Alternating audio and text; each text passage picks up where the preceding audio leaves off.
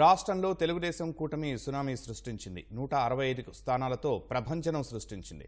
Why not 175 అంటూ విర్రబీగిన వైకాపా బొక్కబోర్లా పడింది. 3 పార్టీలు మూకుమ్మడిగా ఫ్యాన్ రెక్కలు విరగ్గొట్టి పక్కన పడేశాయి. సింహం సింగిల్గా వస్తుందంటూ సవాళ్లు చేసిన జగన్కు ఆయన పార్టీకి అసెంబ్లీలో ప్రతిపక్ష హోదా కూడా లేకుండా గల్లంతు చేశారు. పేదల ముసుగేసుకున్న పెత్తందారి జగన్ను తరిమి కొట్టారు. రాష్ట్ర అసెంబ్లీ ఎన్నికల్లో కనీవిని ఎరుగని ఏకపక్ష విజయం నమోదైంది. తెలుగుదేశం, జనసేన, భాజపా కూటమి తిరుగులేని విజయంతో చరిత్ర సృష్టించింది.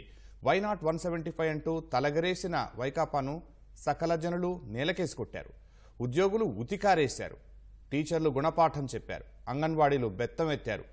ల్యాండ్ టైటిలింగ్ చట్టంతో చెలగాటం ఆడినందుకు రైతులు వైకాపా గుండెల్లో గుణపాలు దించారు.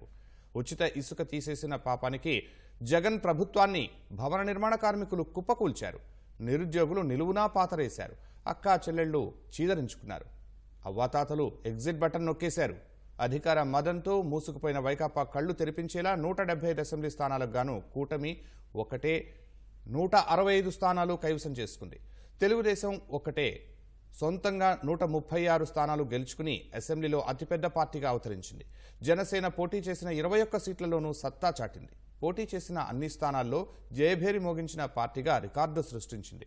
100% స్ట్రైక్ రేట్తో శాసనసభలో రెండో పెద్ద పార్టీగా జనసేన అవతరించింది. 10 స్థానాల్లో పోటీ చేసిన భాజపా కూడా కూటమి పార్టీల మద్దతుతో అనూహ్యంగా 8 అసెంబ్లీ స్థానాలు ఖాతాలో వేసుకుంది.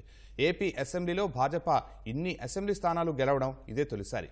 ఇక అధికార వైకాపా కేవలం 10 సీట్లకే పరిమితమై ఘోర ఓటమిని మూటగట్టుకుంది. కలలోనైనా ఊహించని పరాజయంతో ఫలితాల పట్టికలో వైకాపా 3వ స్థానానికి పడిపోయింది. ప్రతిపక్ష హోదా కావలసిన 18 స్థానాలు కూడా గెలుచుకోలేక సతికిలబడింది.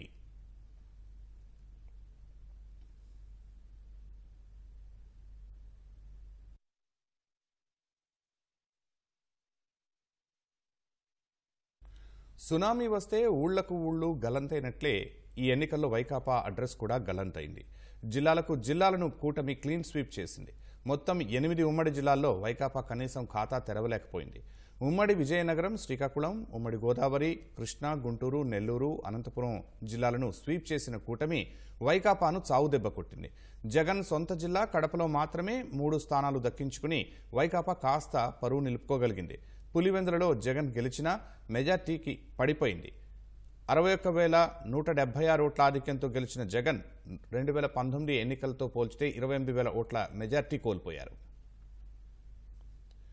3 ముక్కలాటతో రాష్ట్రానికి రాజధాని లేకుండా చేసిన జగన్ ముఠాను జనం 3 ప్రాంతాల్లో చీకొట్టారు. ప్రధానంగా వైకాపా తన కంచుకోటగా చెప్పుకున్న రాయలసీమ ప్రజలు కూడా జగన్ పార్టీ అభ్యర్థులను చీమల్లా నలిపేశారు.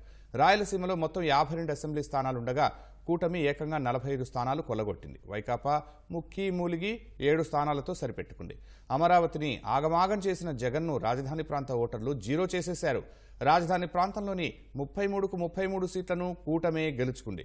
ఉభయ గోదావరి జిల్లాల్లోనూ జగన్ ముఠా ఖాతా తెరవలేదు. 34కి 34 స్థానాలు కూటమే కొల్లగొట్టింది. కార్యనిర్వాహక రాజధాని ముసుగు వేసుకొచ్చిన జగన్ను ఉత్తరాంధ్ర ఈడ్చి కొట్టింది. ఉత్తరాంధ్రలో 34 స్థానాలకు 32 కూటమి పార్టీలు గెలుచుకోగా వైకాపా కేవలం 2తో సరిపెట్టుకుంది. సింహం సింగిల్ అంటూ సినిమా డైలాగులు కొట్టిన జగన్ కోస్తాంధ్ర ప్రాంతంలో ఒకే ఒక్క సీటు దక్కించుకున్నారు. కోస్తాంధ్రలో 22 సీట్లకు కూటమి 21 దక్కించుకుంది. ఇలా ఆ ప్రాంతం ఈ ప్రాంతం అని తేడా లేకుండా కూటమి ఆడిన చెడుగుడుకు వైకాపా చతికిలబడింది.